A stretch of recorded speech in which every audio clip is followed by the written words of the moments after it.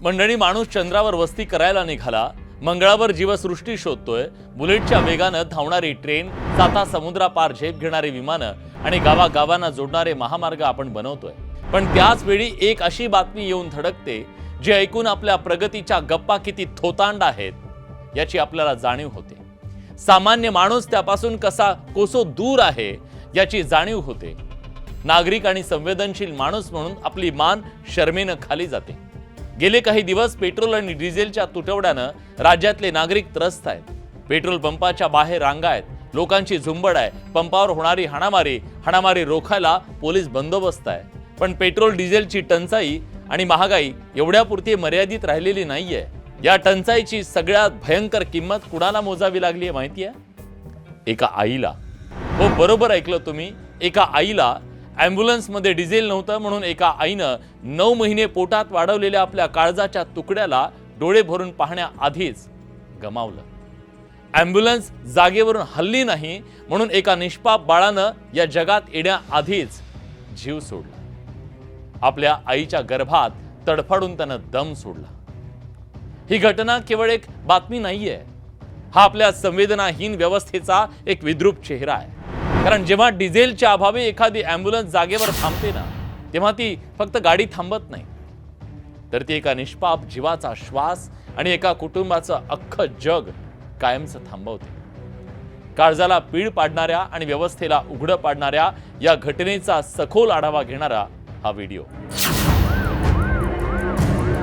तर मी म्हणलं तुमच्या गाडी इथं आहे, तुम्ही का देत नाही? तर म्हणले डिझेलचा प्रॉब्लेम आहे म्हणून आम्ही काही देत नाहीत गाडी. दुसरे ॲम्ब्युलन्स इकडे हिंगोलीची बोलू लागले, तर हिंगोलीचे म्हणले 1-1.5 तास लागते. 1-1.5 तास तर आम्हाला तिथं 5:30 वाजले. पोटामध्येच वारल्यावानी झालं. ती बाहेर आल्यानंतर काय ते काढूनच घ्यावं लागलं मग सिजर करून. मंडळी नमस्कार, मी विलास बडे.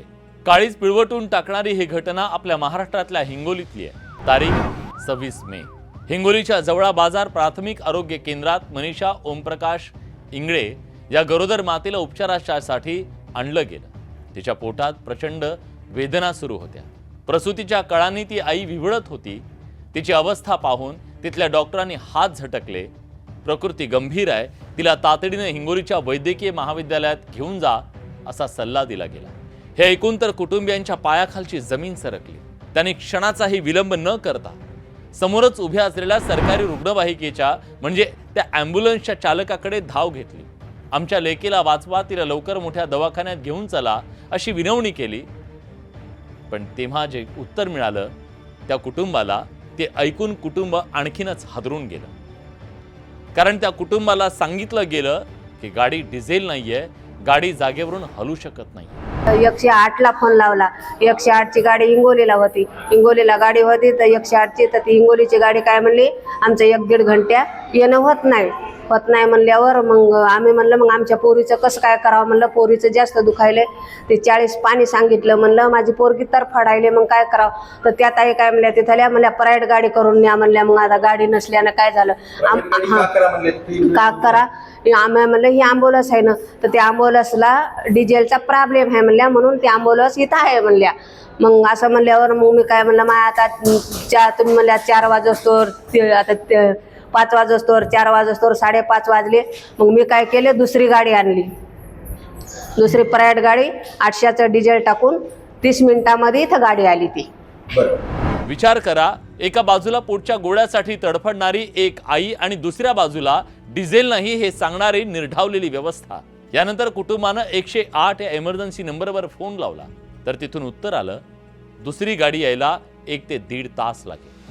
एक सेकंद जिथं महत्वाचा होता त्या गरोदर आईसाठी आणि तिच्या बाळासाठी मृत्यूशी झुंज देणारा तो एक सेकंद होता.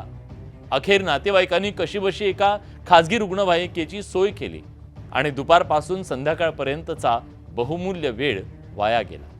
शेवटी ते हिंगोलीच्या मेडिकल कॉलेजमध्ये पोहोचले, पण तोपर्यंत खूप उशीर झाला होता. हिंगोलीत पोहोचल्यावर दुसऱ्या दिवशी म्हणजे 27 मे रोजी मनीषाची सिझेरियन प्रसूती झाली.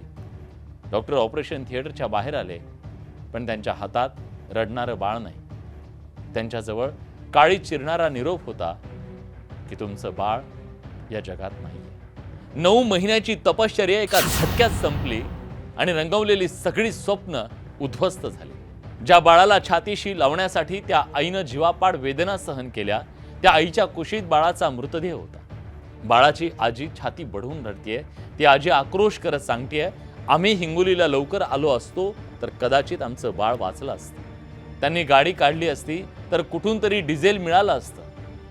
या लोकांच्या हलगर्जीपणामुळे माझ्या मुलीचं बाळ गेलं. आमचं म्हणणं जबरदस्त कारवाई करावं. उजूक पुढे असं गरीब गुरीबाला असंच ते छेडणार लोक, म्हणजे त्याला एकदा जर धक्का बसला तर त्याला समजल की बापा गरीब गुरीबाची दया कसं करावं. फोन लावला की ॲम्ब्युलन्स बोलवा म्हणून. ॲम्ब्युलन्स तर यायचीच आहे सरकारी. ते का ॲम्ब्युलन्स बोललेले नाही, याच्यामुळं बोललेलं नाही म्हणले की डिझेल नाही म्हणून. डिझेल कोणता देत नाही माणूस. त्याला आम्हाला न्यायचं होतं सोबत. डिझेल कोणता देत नाही, आम्ही सोबत येत होतो. मामा तुम्ही कसं काय आमचा एवढा पेशंट घायला आहे आणि तुम्ही डिझेल कसं देत नाहीत म्हणून आम्ही सोबत येत होतो. बरं, आता सरकार आणि प्रशासन म्हणते की डिझेल सगळीकडे आहे, मग तुम्हाला डिझेल त्या दिवशी का नाही मिळालं? बरं का नाही, गाडीच काढली नाही तर डिझेल कुठून मिळेल? गाडी जर त्यानं डिझेलवर नेली असती तर ते डिझेल देत होतं, त्यानं गाडीच काढली नाही. म्हणजे तुमचं म्हणणं आहे यांचा हलगर्जीपणा आहे? हलगर्जीपणा झालाच नाही त्याचा. हे शब्द नाहीये. हा एका गरीब सामान्य कुटुंबाचा आक्रोश आहे. या सगळ्या प्रकरणावर राजकीय वर्तुळातून संताप व्यक्त होतोय. रोहिणी खडसे म्हणतायत ही एक प्रकारे त्या बाळाची हत्या आहे. सांगा कुणावर 302 अर्थात हत्येचा गुन्हा दाखल झाला पाहिजे? सरकारनं उत्तर द्यावं. या निष्पाप बाळाच्या मृत्यूला जबाबदार कोण? ते आरोग्य प्रशासन, ते रुग्णवाहिकेचे कर्मचारी, ते मग पेट्रोल डिझेलचं नियोजन? हा महत्वाचा प्रश्न आहे.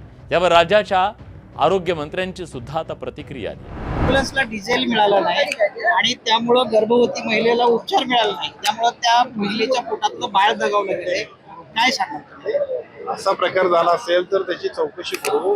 डिझेलसाठी उपचार झाले नाहीत असं म्हणणं चुकीचं होईल. वस्तुस्थिती बघून त्याच्यावरती जे संबंधित असतील त्याच्यावरती आपण कारवाई करू. कारण या सगळ्यासाठी निधीची तरतूद आहे, यासाठी मॅनपॉवर आहे, यासाठी सगळ्या आम्ही जर काही इन्फ्रास्ट्रक्चर उभा केला असेल आणि त्याचा योग्य पद्धतीचा जर उपयोग नाही झाला समाजाला तर याच्याबद्दलची वस्तुस्थिती चौकशी करण्याचे आदेश आदर करतो आणि ज्या चुकीच्या गोष्टी झाल्या असतील त्याच्यावरती आम्ही कारवाई करू. पण आपल्या आरोग्य विभागाला फटका बसतोय का डिझेल? प्रश्न डिझेलच्या टंचाईचा मगाशी जसं डॉक्टर साहेबांनी सांगितलं, आजच्या घडीला महाराष्ट्रामध्ये किंवा देशामध्ये परिस्थिती चांगली आहे इतर देशांच्या तुलनेमध्ये. त्यामुळे मला असं वाटतं की आहे त्याचा पुरवठा व्यवस्थित करत असताना अनावश्यक त्याच्यामध्ये सुद्धा काही लोकांना भीतीपोटी सुद्धा साठा करण्याचा जो प्रकार आहे तो त्याने थांबवू. डिझेल मिळालं नाही म्हणून उपचार झाले नाहीत असं म्हणणं चुकीचं होईल. कारण यासाठी निधीची तरतूद आहे, त्यासाठी मनुष्यबळ आहे असं त्यांचं म्हणणं आहे. पण मग डिझेलचं कारण देऊन ॲम्ब्युलन्स न काढणाऱ्या त्या कर्मचाऱ्याचं काय करणार आहात? खरंच त्या गाडीत डिझेल नव्हतं की कर्मचाऱ्यांनी जाणीवपूर्वक हलगर्जीपणा केला? आणि जर खरंच त्यात डिझेल नसेल तर मग महाराष्ट्रासाठी यापेक्षा दुसरी लाजिरवाणी गोष्ट कुठली आहे? आज या आई रिकाम्या कुशीनं आपल्या स्वतःला दोष देते. पण खरं सांगू, ती आई दोषी नाही आहे. दोषी ही व्यवस्था आहे. एकीकडे इंडियाची बुलेट ट्रेनची स्वप्न सत्यात उतरत आहेत आणि दुसऱ्या बाजूला भारत आजही पांदण रस्त्यांसाठी झगडतोय. हे इथलं वास्तव आहे. सरकारी दवाखान्यांची अवस्था आजारी माणसांसारखी आहे. कोणताही व्यवस्थेतला मोठा माणूस सरकारी दवाखान्यावर विश्वास ठेवायला तयार नाही. यात सामान्यांचे बळी जात आहेत, त्याचं कुणाला सोयरसुतक नाही. आज त्या बाळाला आपण परत आणू शकत नाही, पण हलगर्जीपणा करणाऱ्यांवर सदोष मनुष्यवधाचा गुन्हा दाखल व्हायला हवा. याबद्दल तुम्हाला काय वाटतं आम्हाला नक्की कळवा, कमेंट करा. धन्यवाद.